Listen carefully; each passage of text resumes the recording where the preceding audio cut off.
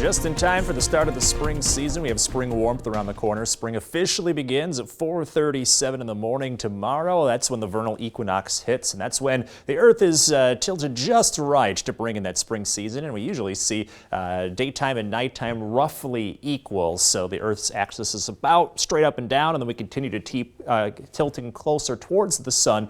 Days get longer, days get warmer, all the way through the summer season.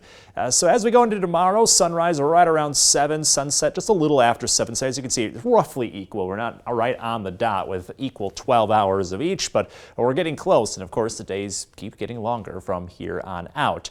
We're going to be off to a chilly start, though, for that first official day of spring. You can see earlier today we were in the low 50s, and since sunset we have dropped fast. Now down into the upper 30s. We're going to drop about another 15 degrees in some spots. So definitely brisk weather ahead as we kick off the weekend, all thanks to clear and calm conditions. When we have those, temperatures are able to drop off fairly quickly. So we're going to start off at about 25 tomorrow morning, but then rapidly get back into the upper 40s. So we leap about 20 degrees over the course of the morning, then up another 10 degrees into the afternoon. Bright sunny conditions gets us pretty close to the 60s, and then we repeat this process into tomorrow night, but tomorrow night should stay a little above freezing. So 58 to kick off the weekend and the spring season. This is about 10 degrees above average. We'll have a bright sunny sky, and then going into the end of the weekend, breezy south winds kick in, gusting to 25 miles per hour.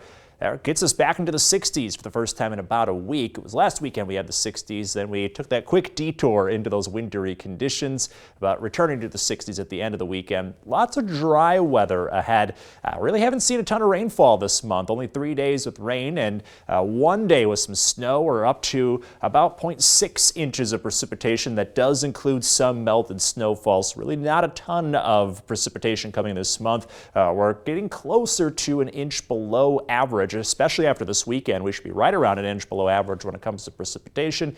So we could use just a little wet weather, and that may be on the way next week. High pressure is going to prevent that this weekend, keeps the sky clear, weather quiet, may get some clouds on Sunday from time to time, and then a few scattered sprinkles possible on Monday, but for the most part, Monday starts out dry.